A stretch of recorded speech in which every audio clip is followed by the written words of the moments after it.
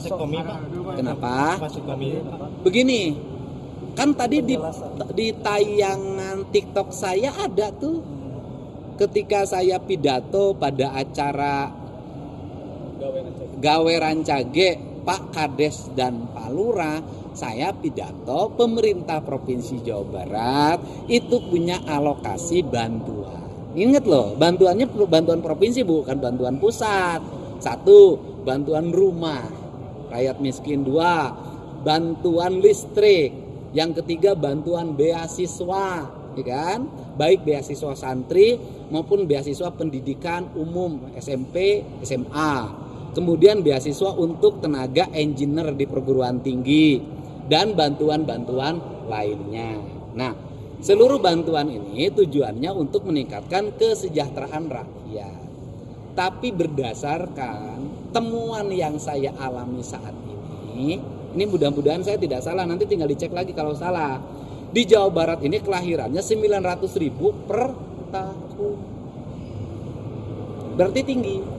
Yang kedua, bahwa warga masyarakat yang berpenghasilan rendah atau ekonomi menengah ke bawah yang dikategorikan miskin, itu saya selalu temui rata-rata anaknya lebih dari 3. Ada yang 4, ada yang 5, ada yang 11.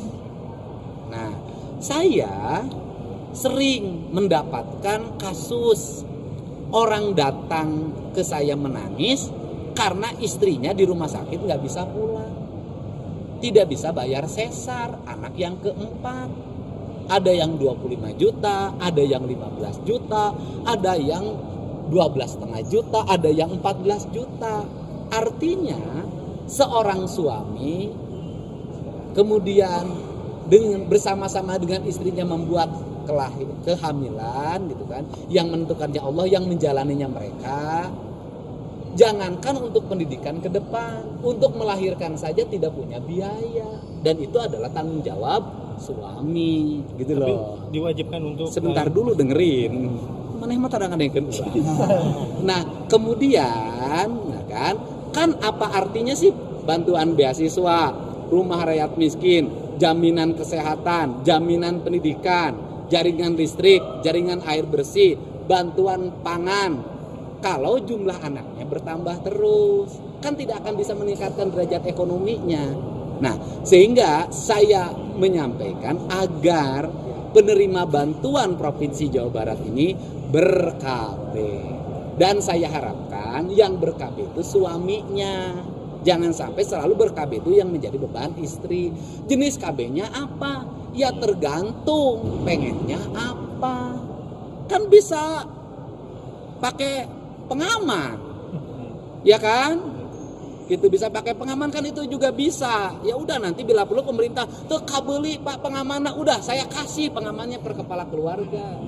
Jadi itu kan bagian untuk mencegah. Betul bahwa anak itu adalah anugerah dari Allah, harus gitu. Tapi kita juga kan setiap kelahiran harus dijaga pendidikannya, kesehatannya, jaminan masa depannya. Kalau terlalu banyak, yang saya perhatikan jangankan untuk sekolah, untuk melahirkan saja tidak terbayar.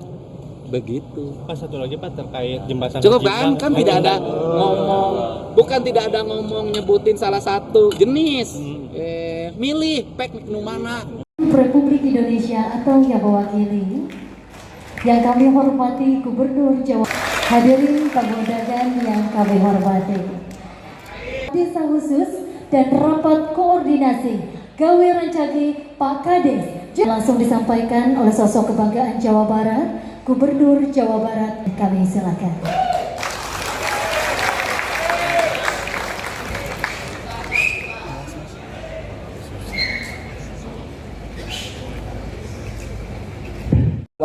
Kalau rakyat kita terus-terusan didorong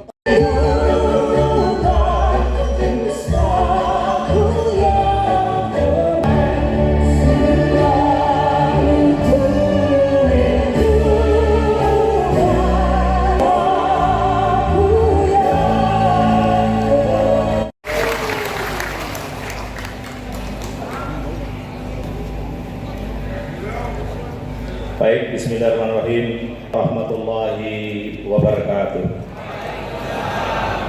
Selamat pagi menjelang siang, terhormat Menteri Sosial.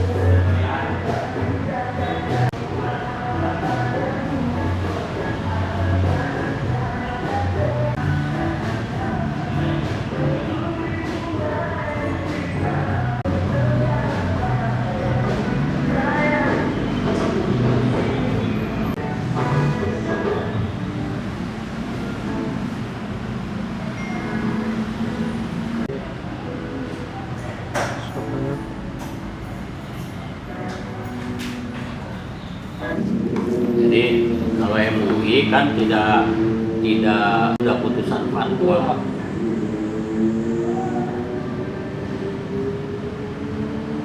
Ada ini yang ini haramnya nggak Pak? Ada tulisan haram itu? Kecuali di mahal tadi.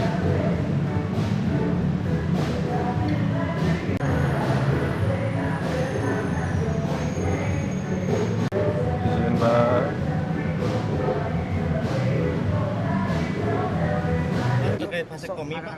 Kenapa? Vasektomi, Pak. Begini, kan tadi di tayangan TikTok saya ada tuh, ketika saya pidato pada acara Gawe Rancage, Pak Kades dan Pak Lurah, saya pidato pemerintah Provinsi Jawa Barat itu punya alokasi bantuan.